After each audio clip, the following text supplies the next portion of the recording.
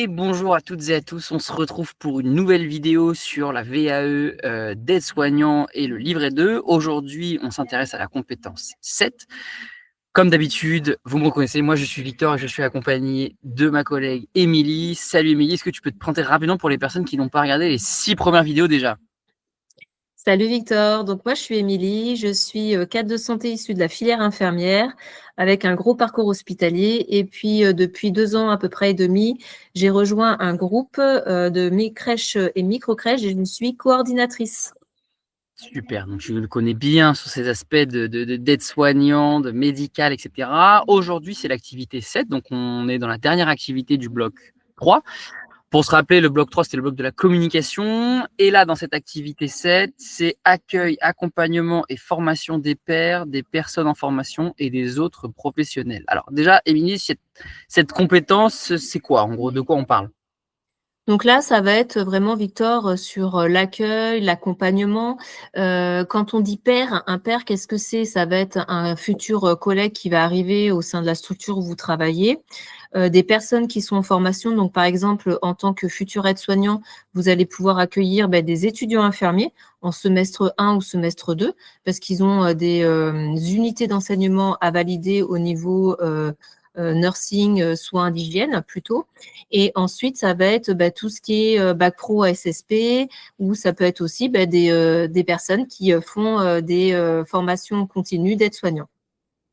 Ok, super. Donc là, cette compétence que veut valider le diplôme d'aide-soignant, c'est que en tant qu'aide-soignant, vous allez accueillir des stagiaires dans votre structure, dans votre établissement, et vous devez être en mesure de bien les accompagner, de les former, enfin, voilà, de qu'ils se sentent à l'aise euh, dans votre établissement, quoi. C'est exactement ça, Victor. Et donc, ça va être, par exemple, pour un stagiaire, ça va être l'accueil ou pour une nouvelle collègue, l'accueil, ça va être tout ce que vous allez pouvoir leur mettre à disposition. Par exemple, ça va être des supports organisationnels, pédagogiques, pour pouvoir les accompagner et les faire progresser tout au long de leur durée de stage ou tout au long de l'accompagnement et de l'accompagnement en duo du tutorat au niveau de la prise de fonction. Ok, super. Ouais, effectivement, le tutorat, j'imagine que ça va être au cœur de cette activité. Là, cette fois-ci, pour la rubrique A, je remarque qu'on a beaucoup de textes, hein. Vous parlez de votre expérience sur l'accompagnement et la formation de stagiaires. Vous pouvez décrire les situations où vous avez participé ou accueilli, accompagné et formé des personnes en formation pendant leur stage, au sein de votre lieu de travail ou lors de cours que vous auriez donnés. Et là, du coup, ils attendent bien au moins deux contextes dans cette rubrique A, un contexte d'accompagnement et un contexte de formation. Oui, c'est ça. En fait, l'accompagnement, ça va être l'accueil, ça va être la communication et ensuite la formation, donc ça va être en lien avec les supports, que vous allez pouvoir mettre à leur disposition. Donc là, on va parler comme support, comme d'habitude, comme vous avez l'habitude avec nous, des protocoles, des procédures, mais aussi, par exemple, un livret d'accueil, du nouveau collègue, livret d'accueil d'une stagiaire. Vous voyez, c'est tous les petits outils, qu'on a au quotidien. Ok, super. Et donc, par exemple, là, sur donc, un contexte d'accompagnement, ça peut être j'accueille une nouvelle collègue qui arrive dans la structure. Et un contexte de formation, c'est j'ai une stagiaire aide-soignant ou, comme tu disais, infirmière qui est venue à la structure et que j'ai accompagnée. C'est exactement ça, Victor. Ok, super. Donc là, la rubrique A, c'est bon. Et maintenant, la rubrique B. Alors, dans votre expérience, décrivez une situation où vous avez mis en pratique une action de formation, cours, encadrement et évaluation des apprentissages en stage, etc., etc. Donc là, c'est quoi en gros les différents éléments auxquels va falloir faire attention dans cette activité? Donc là, on va commencer déjà par faire une présentation du contexte. Est-ce que c'est l'accueil d'une stagiaire? Est-ce que c'est l'accueil d'un nouveau collègue? Est-ce que c'est un cours dispensé au sein d'un institut de formation? Donc là, c'est vraiment le contexte. Ensuite, vous allez choisir celui que vous allez faire. Par exemple, si c'est l'accueil d'une élève, comment ça s'est passé? Toujours avec le avant, pendant, après.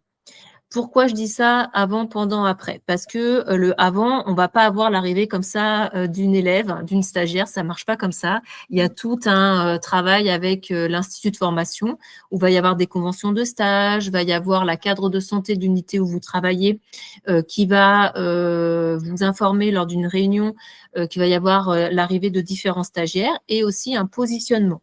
Elle va demander à ses équipes qui souhaitent se positionner sur la référence de stage pour être vraiment dans cette formation-là. Donc là, ça va être aussi quel est votre positionnement par rapport à ça. Est-ce que c'est vous qui allez et qui souhaitez accueillir une stagiaire ou bien est-ce que c'est votre cadre de santé qui vous le demande? Tout ça aura une importance au sein de cette activité et aussi au niveau de la communication, comment ça se passe vis-à-vis de votre cadre de santé, comment elle vous emmène les choses. Après, ça va être aussi dans le pendant, donc ça va être l'accueil de la stagiaire le jour J, comment vous allez faire, avec tous les outils que vous avez à votre disposition afin de lui montrer et de lui permettre d'avoir une observation. Et là, on va montrer aussi tout ce qui est importance de la communication. C'est-à-dire que la personne qui arrive ne peut pas tout savoir du premier jour et dans les jours qui suivent. Ça va être aussi de proposer des points, d'étapes pour répondre à ces questions, à ces questionnements, à ces doutes. Parce que des fois, quand on arrive dans un lieu méconnu, on peut avoir des doutes par rapport à l'organisation, par rapport à ce qu'on a pu faire auparavant. Donc, vous voyez, vraiment mettre en évidence toute cette importance de la communication et de cet accompagnement-là. Ok, c'est super. Ok, Légo. Donc, et effectivement, là-dedans, on va aussi rentrer, par exemple, donc c'est ce que tu disais sur comment vous faites votre communication, c'est-à-dire, par exemple, juste mettre des pauses un peu dans la journée pour valider les apprentissages de la personne. Ok, est-ce que vous avez bien compris, montrer sa posture? Et un peu comme dans les activités, quand c'est avec les personnes, ici c'est avec une collègue, mais c'est pareil, c'est bien dire comment la collègue réagit aussi. Pas juste vous, comment vous faites, c'est aussi vous faites votre protocole et aussi comment la personne réagit à ce protocole et comment vous vous adaptez à ses réactions. C'est exactement ça, Victor, en fait. Ça va être vraiment le feedback et repartir des ressentis de cette personne, comment elle a pu évoluer, etc. Ensuite, dans le après, on va avoir différents outils. Souvent, on va avoir, vous savez, comme ce que vous utilisez tous les jours par rapport à ce livret 2, par rapport au référentiel de compétences. Donc là, il va falloir aussi vous munir de ce document-là. Ça va être aussi, des fois, ils ont des classeurs dans lesquels ils vont mettre tous les comment s'est passé les différents stages, ce qu'ils ont pu valider comme soins, etc. Donc là, vous allez faire un bilan mi-stage. Ça va être la programmation du bilan mi-stage ou du fin de stage avec la cadre de santé. Ça va être aussi échanger avec le reste de l'équipe parce que vous n'êtes pas là non plus tous les jours. Donc, ça veut dire que cette stagiaire peut aller avec les autres membres de l'équipe. Et donc là, va falloir vraiment mettre en valeur cette communication que vous avez mise en place vis-à-vis de l'équipe, de la cadre de santé et du stagiaire. Et comment vous avez pu montrer, comment vous avez pu recueillir toutes ces informations-là. Ok, super clair. Génial.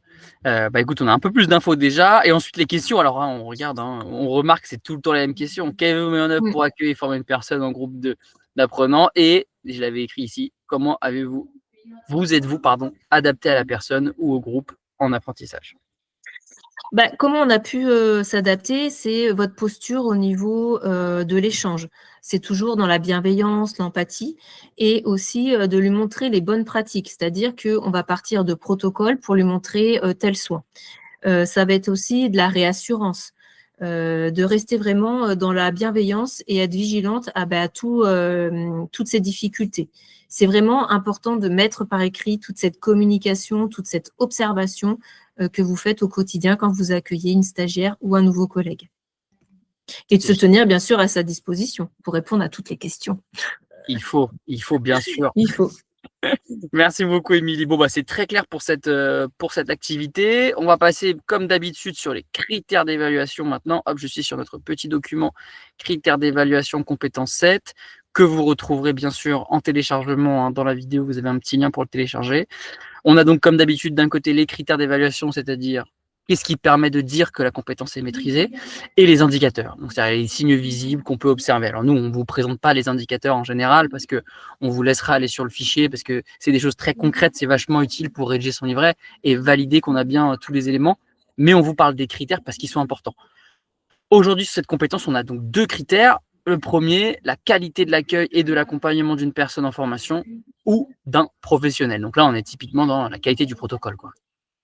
C'est exactement ça, en fait. On va partir du protocole d'accueil et d'accompagnement, c'est-à-dire, qu'est-ce qu'on a envie, en fait, de transmettre à la personne et comment et par quel outil, en fait, on va pouvoir le faire. Donc ça, c'est, vous référer, en fait, aux différents outils et supports, que vous avez au sein, de l'établissement où vous exercez. Donc ça peut être par exemple, je sais pas moi, des supports des livrets d'accueil, ça va être des points d'étape avec, la cadre de santé, avec les autres membres de l'équipe et pourquoi pas aussi avec, les formatrices des fois et aussi on peut mettre, bah, tout ce qui est échange, la bienveillance, la communication verbale, non verbale, comme on a pu voir dans les autres activités.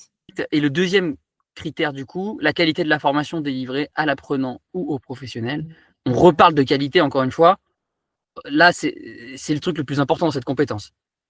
Ouais, c'est primordial. Ça veut dire qu'en fait, à un moment donné, vous allez montrer, quelque chose, à l'étudiant, et après vous allez le mettre en pratique pour voir si par rapport au protocole, il a été en capacité, de mettre en place, bah, tout le matériel utilisé, le soin, le déroulement et ensuite l'évaluation et grâce à ça, vous allez pouvoir voir s'il a bien acquis, le soin. Et donc, ça va montrer, si, il a eu une évolution aussi, durant, le stage et logiquement, quand ils viennent en stage, ils ont des objectifs de stage et voir s'ils ont été évalués durant, les semaines de stage et dont l'importance, en fait, de mettre des points d'étape, un bilan souvent de mi-stage pour voir si, quels sont les écarts par rapport, à l'arrivée et qu'est-ce qu'on peut Mmh. mettre en place pour lui permettre de les valider à la fin du stage. Super intéressant. Donc en fait, dans cette compétence, moi, ce que j'avais compris au début, c'était qu'il fallait présenter une journée, mais il faut pas forcément présenter une journée, en fait. Il faut présenter un déroulement de stage plutôt. Donc ça peut être Mmh. sur une semaine, ça peut être sur, 2 mois et cetera.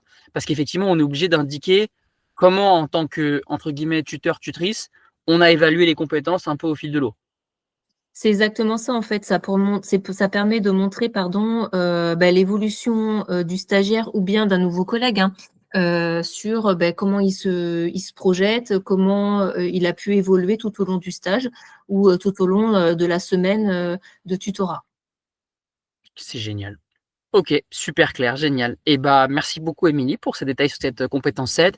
Vous l'avez vu, cette compétence 7, c'est une compétence qui est un peu particulière, hein, donc il faut vraiment, si vous n'avez pas eu de situation de formation ou d'accueil de stagiaires, il faut vraiment essayer de demander à votre responsable si vous pouvez être mis, en contact avec des stagiaires. Encore une fois, je pense qu'effectivement, c'est toujours important, on est dans les AS, il faut que les protocoles soient carrés, bien définis et cetera, mais l'évaluation des compétences, faut pas se dire: «Ah bah, il faut absolument que je lui fasse passer un contrôle, sur table avec un stylo et cetera». Ça peut simplement être le matin, à la machine à café ou bien même, pendant une petite pause à 2, de pouvoir dire: «Bah, voilà, bah, est-ce que tu as bien compris ça? Est-ce que c'est clair pour toi cet aspect-là?